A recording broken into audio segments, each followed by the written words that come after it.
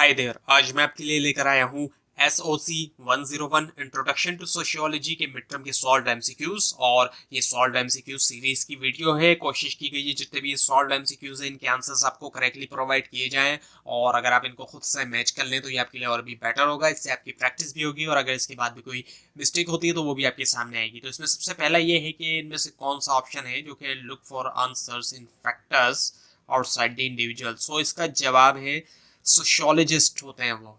और उसके बाद ये है कि एक छोटा सा केस स्टडी नुमा एमसीक्यूज यहाँ पर मौजूद है कि which of the following is involve when a surgeon, जब एक सर्जन ने जो है वो चूज किया कि ना ऑपरेट करे अपने बेटे को because the personal involvement of motherhood, personal involvement की वजह से मदरहुड की could impair her professional objectivity as a physician. So यहाँ पर कौन सा ऑप्शन जो है वो इस चीज को डिफाइन कर रहा है एक तरह से। सो ये जो है एक तरह से रोल कॉन्फ्लिक्ट हो रहा है, रोल कॉन्फ्लिक्ट है। उसके बाद ये कि सलमा ने जो है वो ज्वाइन की एक ऑर्गेनाइजेशन परस्यू द गोल, गोल को परस्यू करने के लिए, जो कि उसने कंसिडर किया मॉरली तौर पे वर्थ वाइल। सो आइडेंटिफाई करनी है टाइप ऑफ ऑर्गेनाइजेशन, ये क्या है, नॉर्मेटिव। उसके बाद ये है कि कुछ केसेस के अंदर हिंदू ये फील करते हैं कि जो उनका अपना कल्चर है वो सुपीरियर है दूसरों के ऊपर या दूसरों के मुकाबले में। सो ये किस चीज़ को शो करता है या वो शो करते हैं। सो ये है एथनोसेंट्रिज्म। उसके बाद ये है कि लैक ऑफ इंटरेस्ट होना सक्सेस के अंदर बट सपोर्ट करना means is dash mode of adoption, वो है रिचुअलिज्म। सो इसका जवाब है रिचुअलिज्म। उसके बाद ये कि डैश इस प्रोसेस, तो कौन सा प्रोसेस है जहां पर लोग जो है वो क्या कहते हैं, लर्न करते हैं इंट्रैक्शन के जरिए दूसरों के साथ। सो ये है सोशलाइजेशन।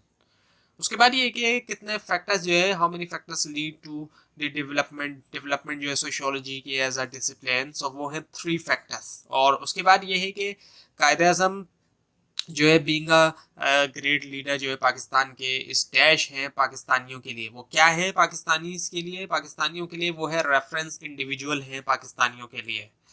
उसके बाद ये कि हमने हमारे पास जो है एक एग्रेसिव ड्राइव होती है जिसने फ्रूट को कहा कॉल्ड एज डेड इंस्टिंक्ट। उसके बाद ये कि एक सोशल सिस्टम बेस्ड लार्जली तौर पे करता है इंडिविजुअल अचीवमेंट पे, एंड इट्स और वो परमिट करता है considerable social mobility is recognise as open system. So इसका जवाब है ओपन सिस्टम। उसके बाद ये कि डैश जो है वो एजेंट्स, डैश एजेंट्स वो जो है सोर्स होते हैं, सोर्सेज फ्रॉम विच, जिनके जरिए हम लर्न करते हैं सोसाइटी के बारे में भी और अपने बारे में भी। सो ये सोशलाइजेशन एजेंट्स होते हैं।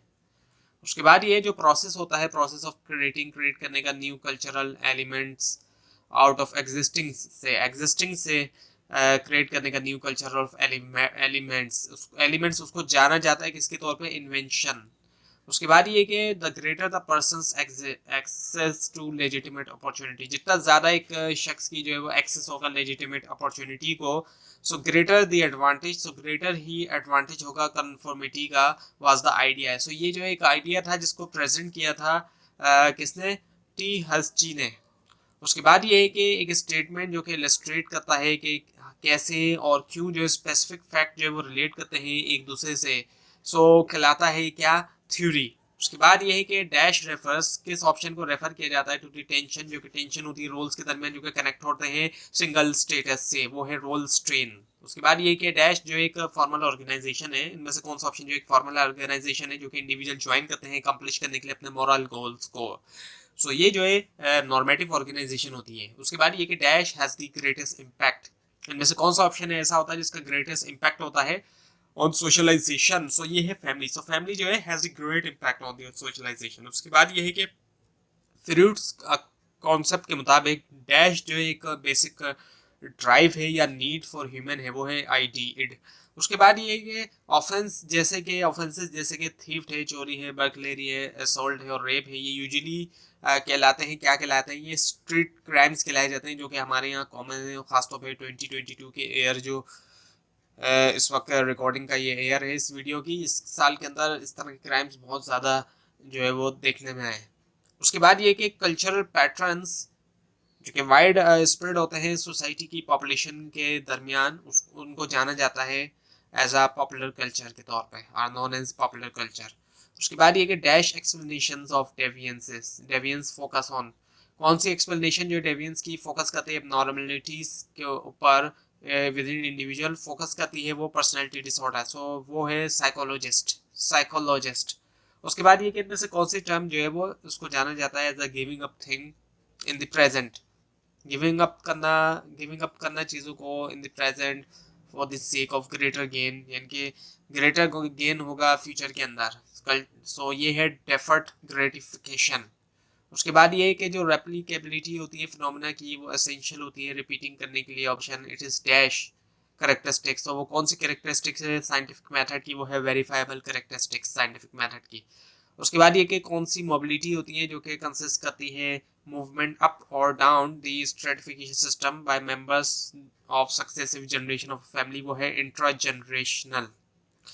उसके बाद ये कि जो ऑर्गेनाइज इंट्रैक्शन होता है लोगों का एक नेशन के अंदर या फिर कोई दूसरी बाउंड्रीज के अंदर, उसको जाना जाता है किसके तौर पे, सोसाइटी के तौर पे। उसके बाद ये कि bureaucratic government environment actually give rise to, इनमें से किस ऑप्शन को, सो वो है एलियनेशन को गिव राइज करती है ये ब्यूरोक्रेटिक एनवायरनमेंट जो होता है। उसके बाद ये कि इनमें से कौन सा ऑप्शन जो एक form group formal is a group formal and informal means है ऑफ एनफोर्सिंग इट नॉर्म्स, वो है सोशल कंट्रोल। उसके बाद ये कि 1987 से लेकर 1996 तक अरेस्ट जो था जुवेनाइल्स का वायलेंट क्राइम्स के लिए शॉट अप टू कितना परसेंट, 60%। उसके बाद ये कि यूएस ऑफिशियल क्राइम इंडेक्स जो है वो एक्सक्लूड करता है white collar crimes which are more committed by, जो जिनको ज्यादा तौर पे कौन से लोग करते हैं यूएस में रहने वाले वाइट लोग करते हैं, यानी कि जो गोरे लोग वहाँ पे आबाद हैं वो ज्यादा तौर पे करते हैं। उसके बाद ये कि इनमें से कौन सा जो है वो हिस्सा नहीं है प्रोविजन ऑफ लर्निंग सिचुएशन का, वो है बायोलॉजिकल डिटर्मिनेशन। बाकी इसके अलावा प्रोविजन ऑफ लर्निंग सिचुएशन आ गया और प्रोविजन ऑफ गाइडेंस है, कंट्रोलिंग दी बिहेवियर है। उसके बाद ये कि इनमें से कौन सा जो है वो कवर करता है पीरियड को 20 to 40 ईयर्स, और इस पीरियड के दरमियान पर्सनैलिटीज जो है वो फॉर्म्ड होती हैं, वो है अर्ली एडल्टहुड। उसके बाद ये कि जो वायलेशन होती है नॉर्म्स की, उसको यूजुअली तौर पे जाना जाता है डेविएंस के तौर पे। उसके बाद ये कि कास्ट सिस्टम जो है वो प्रिवेल करता है कौन सी सोसाइटी के अंदर, वो करता है ट्रेडिशनल सोसाइटी के अंदर। उसके बाद ये कि इनमें से कौन सा जो है वो बायोलॉजिकल प्रोसेस है, वो है लाइफ कोर्स। उसके बाद ये कि इनमें से कौन सा जो एक अप्रोच है अंडरस्टैंड करने के लिए ह्यूमन बिहेवियर को प्लेस करते हुए ब्रॉडर सोशल कॉन्टेक्स्ट के अंदर, वो है सोशोलॉजिकल पर्सपेक्टिव। उसके बाद ये कि इनमें से कौन सा जो एक ग्रुप है जिसके मेंबर का जो है वो इंटरेस्ट होता है सोशल पोजीशन और एज जो है इन कॉमन, वो है पीयर ग्रुप। उसके बाद ये कि पीपल इन डैश सोसाइटी, कौन सी सोसाइटी के अंदर लोग होते हैं जो कि कन्फाइंड होते हैं अपने एंसेस्ट्रियल ऑक्यूपेशन से, जो उनके एंसेस्टर का आबा अजदाद का जो ऑक्यूपेशन होता है उससे, और उनके जो सोशल स्टेटस होता है हैज मोस्टली बीन एस्क्राइब, वो है close society. So close society के लोग होते हैं जो कन्फाइन करते हैं अपने जो भी आबा अजदाद होते हैं उनके पेशे के साथ। उसके बाद ये इनमें से कौन सा जो है वो करेक्टरिस्टिक्स नहीं है कल्चर की, सो वो है बायोलॉजी डिटर्मिनेशन। बाकी इसके अलावा लर्निंग शेयरिंग और ट्रांसमिटिंग है। उसके बाद ये है कि एक पॉलिटिकल एंटिटी होती है जिसके डेजिग्नेटेड बॉर्डर के अंदर जो एक पॉलिटिकल एंटिटी होती है उसको जाना जाता है किसके तौर पे, एक नेशन के तौर पे। उसके बाद ये कि डैश पॉलिसी, कौन सी पॉलिसी जो है एक स्ट्रेटेजी होती है अचीव करने के लिए एक पार्टिकुलर पैटर्न जो है पॉपुलेशन का, सो वो है पॉपुलेशन, सो पॉपुलेशन पॉलिसी होती है। उसके बाद ये है कि कौन सा founding sociologist which is founding sociologists identified the जियोसी एंड प्रोलिटेरियट क्लासेस, जिसने आइडेंटिफाई किए इन दो क्लासेस को, बोर्जियोसी और प्रोलिटेरियट क्लास को। सो ये जो सोशियोलॉजिस्ट था ये कार्ल मार्क्स था। उसके बाद ये कि कौन से 3 एलिमेंट्स है लुकिंग सेल्फ क्लास के, वो है इमेजिन, इंटरप्रेट एंड डेवलप। उसके बाद ये कि इनमें से कौन सा ऑप्शन जो है वो फोकस करता है जेनेटिक प्रेडिस्पोजिशन के ऊपर इंडिविजुअल की, डेवियंस की तरफ और क्राइम की तरफ, वो है सोशियोलॉजिस्ट एंड सोशियो बायोलॉजिस्ट। उसके बाद ये कि स्मॉल सोशल ग्रुप जो होते हैं जिनके मेंबर शेयर करते हैं पर्सनल और इंड्यूरिंग रिलेशनशिप, वो जाना जाता है किसके तौर पे, एक प्राइमरी ग्रुप के तौर पे। उसके बाद ये कि एक टेम्परेरी क्लस्टर जो होता है इंडिविजुअल क्या, जो कि मे और मे नॉट इंट्रैक्ट, जो कि इंट्रैक्ट कर भी सकते हैं और नहीं भी एट ऑल, वो जाना जाता है किसके तौर पे, क्राउड के तौर पे। उसके बाद ये कि मोस्ट पीपल जो है वो ज्वाइन करते हैं कौन सी organisation for making a living, वो है utilitarian organisation. So utilitarian organisation जो है वो लोग ज्वाइन करते हैं मेकिंग अ लिविंग के लिए।